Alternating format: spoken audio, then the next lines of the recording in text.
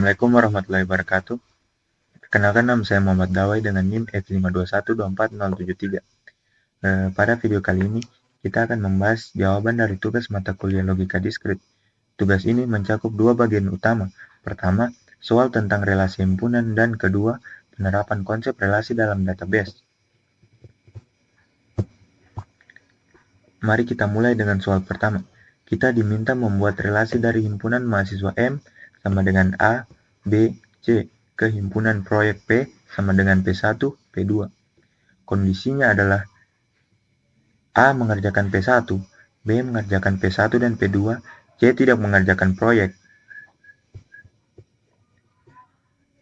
Soal A meminta kita mempresentasikan relasi ini sebagai pasangan terurut. Kita sebut saja relasinya R, pasangan terurut X dan Y. Berarti X mengerjakan Y. Dari A mengerjakan P1, kita dapat pasangan A, P1. Dari B mengerjakan P1 dan P2, kita dapat dua pasangan, B, P1 dan B, P2. C tidak mengerjakan proyek, berarti tidak ada pasangan yang dimulai dengan C. Jadi, himpunan pasangan terurutnya adalah R sama dengan A, P1, B, P1, B, P2. Selanjutnya, soal B. Kita buat matriks relasinya. Matriks ini akan berukuran 3 kali 2. Kenapa 3 kali 2? Karena kita punya 3 mahasiswa sebagai baris dan 2 proyek sebagai kolom. Kita isi 1 jika relasi dan 0 jika tidak ada. A P1 ada, jadi baris A, kolom P1 kita isi 1. A P2 tidak ada, jadi kita isi 0. B P1 ada, kita isi 1. B P2 juga ada, kita isi 1. C tidak mengerjakan apa-apa, jadi baris C kita isi 0 dan 0. Nah, ini adalah bentuk matriks relasinya.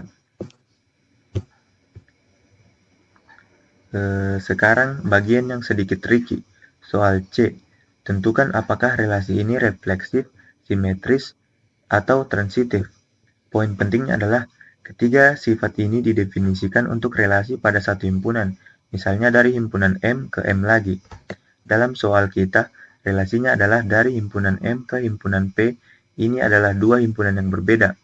Tidak bisa refleksif karena refleksif butuh A, B, B, dan seterusnya. Tidak bisa simetris karena simetris butuh jika A P1 ada, maka P1A harus ada, tapi relasi kita tidak terdefinisi pada dari P ke M, dan tidak bisa transitif karena alasan yang sama.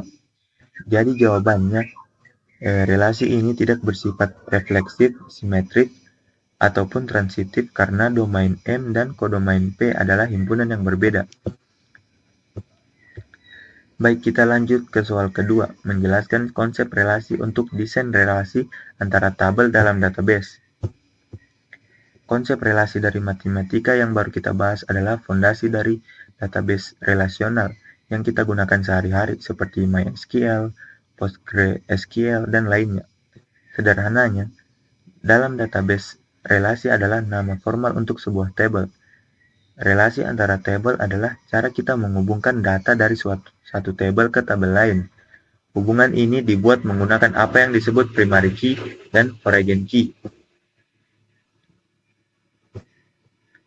Kita pakai contoh yang diminta tabel mahasiswa dan tabel mata kuliah. Pikirkan, satu mahasiswa bisa ambil banyak mata kuliah kan? Dan satu mata kuliah bisa diambil banyak mahasiswa. Ini kita sebut relasi many to many. Bagaimana cara menghubungkannya di database? Kita tidak bisa langsung. Kita butuh tabel ketiga yang disebut tabel perantara atau junction table. Kita sebut saja tabel KRS. Lihat diagram ini. Yang pertama, tabel mahasiswa punya primary key, misalnya NIM. Dan yang kedua, tabel mata kuliah punya primary key, misalnya kode MK. Yang ketiga, tabel KRS di tengah berisi NIM sebagai foreign key ke mahasiswa dan kode MK sebagai foreign key ke mata kuliah. Setiap baris di tabel KRS ini misalnya baris yang berisi NIM 001, MK A01. Itu adalah pasangan terurut yang sama persis dengan konsep di soal pertama tadi. Jadi kesimpulannya, Konsep relasi matematis, himpunan pasangan terurut digunakan dalam database untuk menghubungkan data antar tabel menggunakan sistem primary key dan foreign key. Demikian pembahasan untuk tugas kali ini. Semoga penjelasan dari saya bisa bermanfaat. Terima kasih. Assalamualaikum warahmatullahi wabarakatuh.